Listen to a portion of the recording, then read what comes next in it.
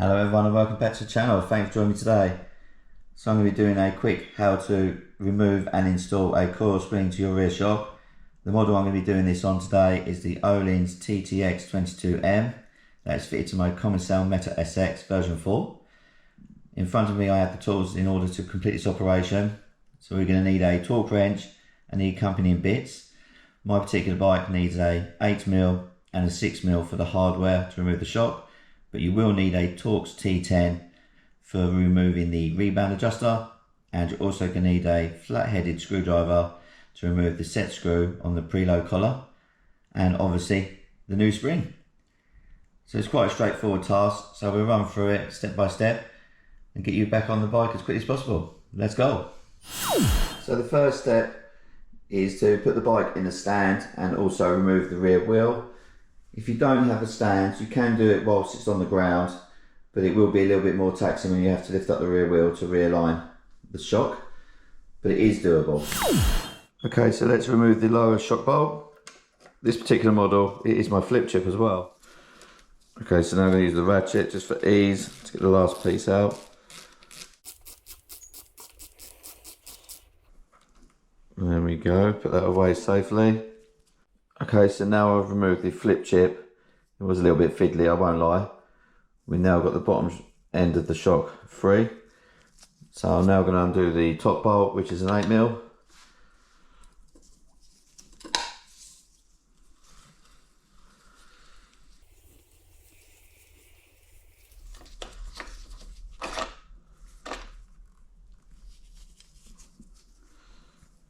Now that's removed, we should be able to just wiggle that out. Awesome. So now I've got the shock removed off the bike. I'm going to remove the rebound adjuster first with the Torx T10. Now I have wound it to fully fast, if that's the way you want to word it, just as a reference point. But I couldn't find anything in the manuals or anywhere online saying whether I had to set it a certain way. However, I've decided to go with that. A cool little feature is when I go to reinstall it, it will only fit in the little slot, so there's no way I can get that wrong. So that's pretty cool. Lay that there next to the hardware on the bottom end.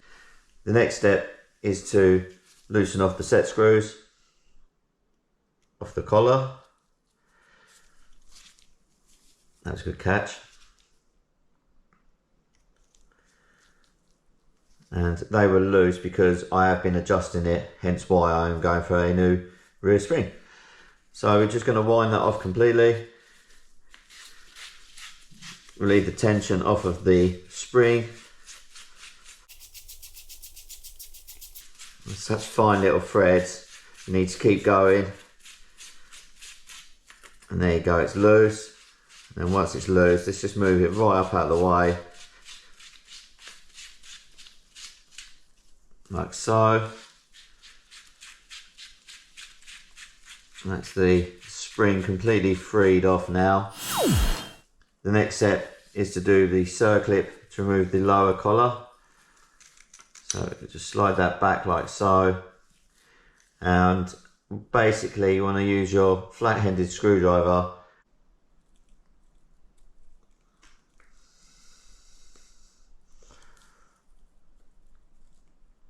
Once you get one side up, just be very careful because we don't want to damage anything. We're just going to just push it up with our thumb and away it goes. There is no orientation on this particular one. However, I'm going to lay it down the way that it come off so I can pick it back up.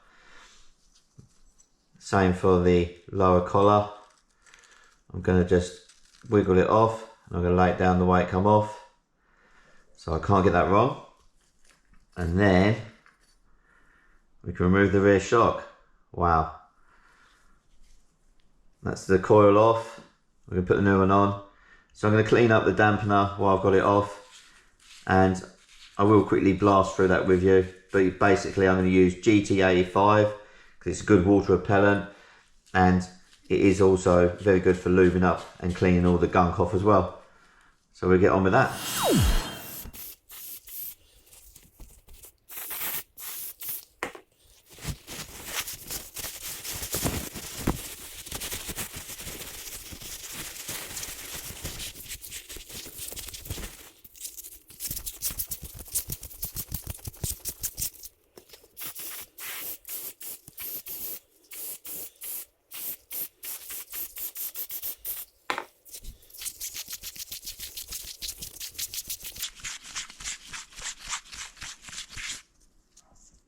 There we go. Bit of a wipe down and we're good. So now I've got it all nice and clean. We're now going to go back through our steps of reinstalling. First things we're going to do is obviously put the coil on.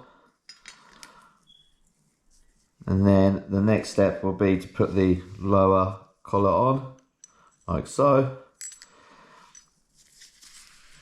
Now with the circlip, there is a slight recess in the bottom of the shock. So we're going to line that up, like so.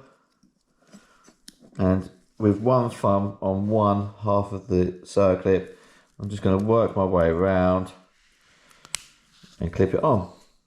No problems at all, nice and sturdy.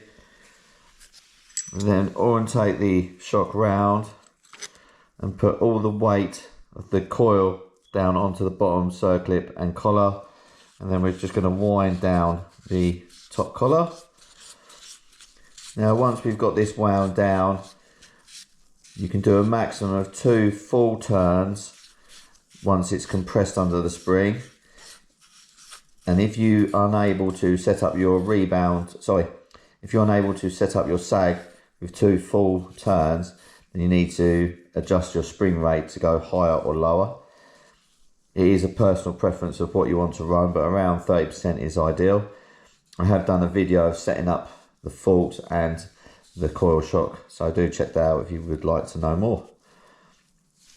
So that's now secure. We give it a full turn, and then again, and then we're going to do 1 half turn and then 1 half turn. So now I have got 2 full turns under compression. We then need to lock off the little grub screws. These just need to be pinched, not over tightened, because you might need to adjust them, but also they don't need to be tight.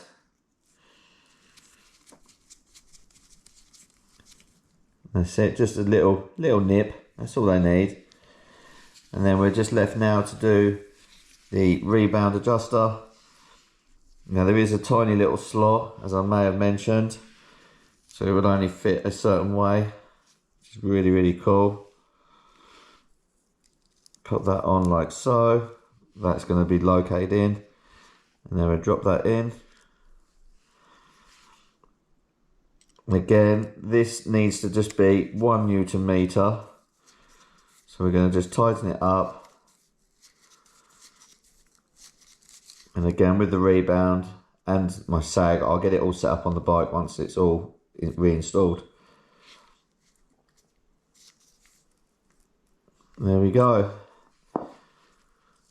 We get that torqued up once it's all on the bike completely.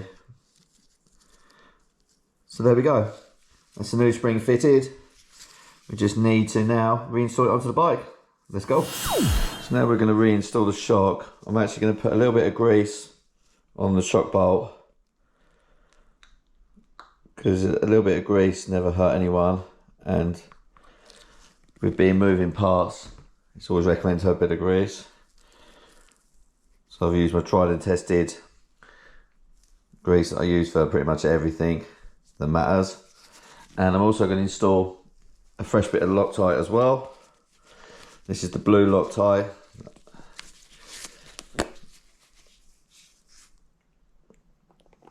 Just a little dab of that as well. We can then rest that up there, ready to go. Now with this particular bike, you do need to lean the rear stays forward just a little bit to line it in. And then we're going to pop that in like so. Now very carefully, not wobbling too much, nice and steady, and then pop that in like so. And now I can slowly take my hand off the back, and we're now going to torque this up to 9 Newton meters. What's quite handy with this particular bike is both shock bolts are 9 Newton meters, so that's super helpful, easy to remember. Obviously check the spec of your own bicycle, they all do vary, but for the Common Sound Meta SX version 4, the shock bolts are done up to 9 Newton meters. And pro tip, always remember to reset your torque wrench back to 0 once you finish doing your mechanics, because you don't want to leave the spring under tension. It's never any good. And there we go, 9 Newton meters. I'm not going to lean on it a bit more like some people do. That's that one. We now do the lower shock bolt. That is my flip chip as well, so I'm going to pop that in as well, back in the low slack setting. So again, I'm going to apply a little bit of grease onto the flip chip.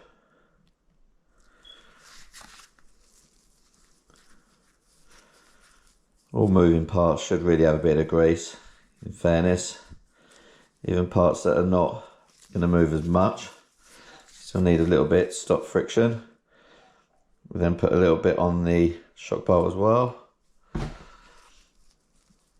Good old tried and tested TF2 from Weldtite.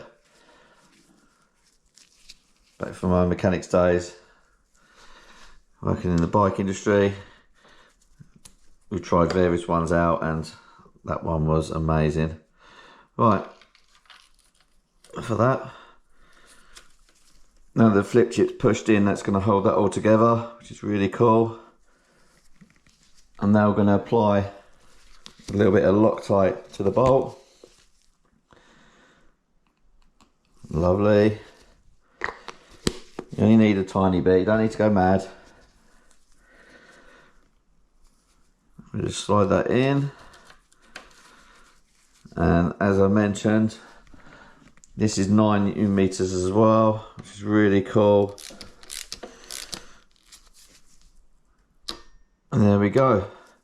No need to over tighten it, that's what they've asked for, that's what we do. There we go, that's the new coil spring fitted to the bike. Just need to get it set up now, which I'm looking forward to doing. And I hope this helps out if you're looking to do one yourself.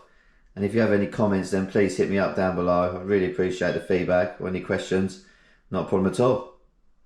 If you enjoyed this video, please give it a thumbs up as well. And if you haven't subscribed, then please jump on board. I really appreciate it. We've got some epic adventures coming up, and I hope you can join me along for the ride. So I'm going to look forward to getting this set up. So until next time, stay awesome out there. See you on the hill. Peace.